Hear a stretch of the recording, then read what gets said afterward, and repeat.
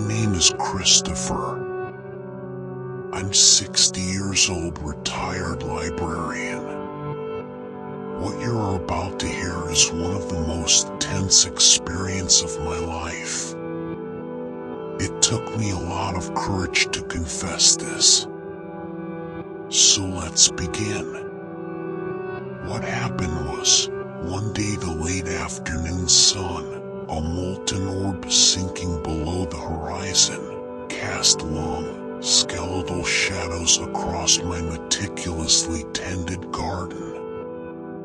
I sat on my weathered bench, the scent of petunias and damp earth filling my senses.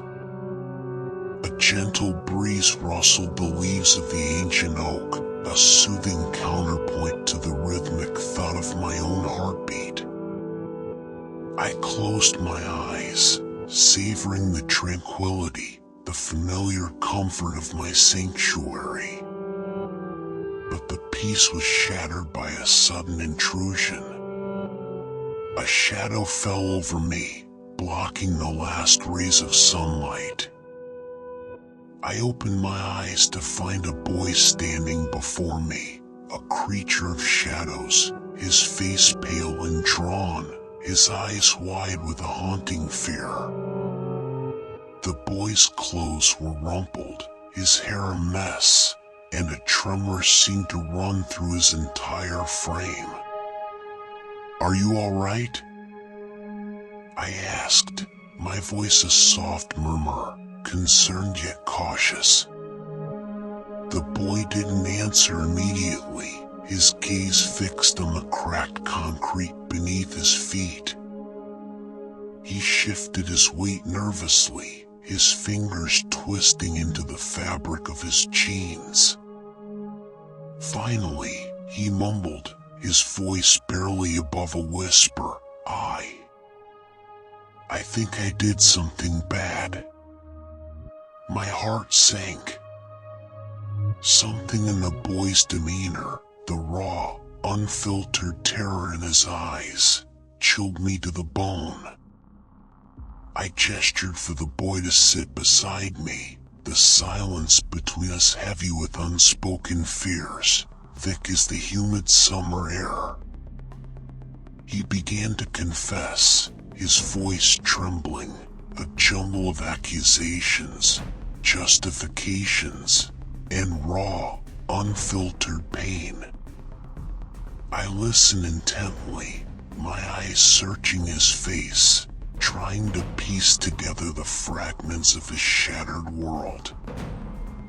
I heard about the relentless bullying, the constant humiliation, the invisible chains that bound him to a life of isolation. I learned about Jason, the school's golden boy, a charismatic force of nature whose cruelty was both calculated and casual. I vividly imagined the scenes, Jason's taunts echoing through the hallways, the laughter of his sycophants, the deliberate crushing of the boy's spirit. I saw the simmering rage beneath his surface, a volcano threatening to erupt, fueled by years of accumulated resentment and despair. He described how his world had become a prison. The hallways of the school had transformed into a minefield, every corner a potential ambush, every glance a potential insult. Jason's taunts became more frequent, more vicious. He painted a picture of isolation, of sitting alone during lunch, a solitary figure in a sea of laughter and camaraderie, his existence reduced to a series of humiliating encounters and silent rejections. He felt invisible, a ghost haunting his own life. He spoke of the night he stumbled upon a community of those who shared his pain online. They whispered of revenge, of turning the tables tables on their tormentors, of breaking free from the chains of their oppression. The seeds of a dangerous plan were sown, nurtured by a potent cocktail of anger, despair, and a desperate need for retribution. He described the moment he saw his opportunity.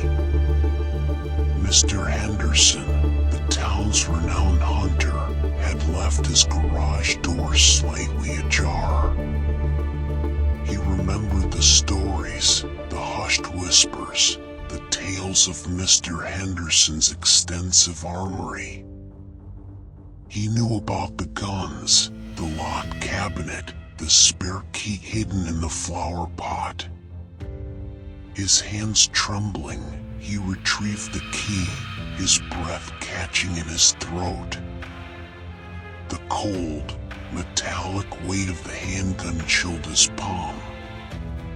It felt alien, unfamiliar, yet strangely comforting.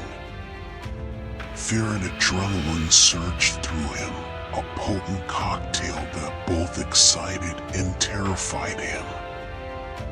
He slipped the gun into his backpack, the weight of it a chilling promise, a tangible manifestation of his newfound power. He was no longer a ghost. He was no longer a victim. He was a weapon. He described the day of reckoning, the weight of the gun a burning weight against his ribs. He heard their laughter, their voices echoing through the tiled walls, a cacophony of juvenile bravado. His heart raced, a drumbeat against his chest, each throb a reminder of the irreversible act he was about to commit. He saw Jason's smug grin, the cruel glint in his eyes, a chilling reminder of the years of torment. Then, the gunshot. A deafening explosion that shattered the air, shattering the illusion of safety. Jason crumpled to the ground, a silent, lifeless figure, the life draining from his eyes. The remaining boys, frozen in terror, were gunned down in a blur of motion. Chaos erupted. Screams pierced the air, a cacophony of terror and disbelief. Students stampeded, fleeing the scene in panic, their faces contorted in fear. He stumbled through the pandemonium, the weight of his actions crushing him, the echoes of the gunshots ringing in his ears.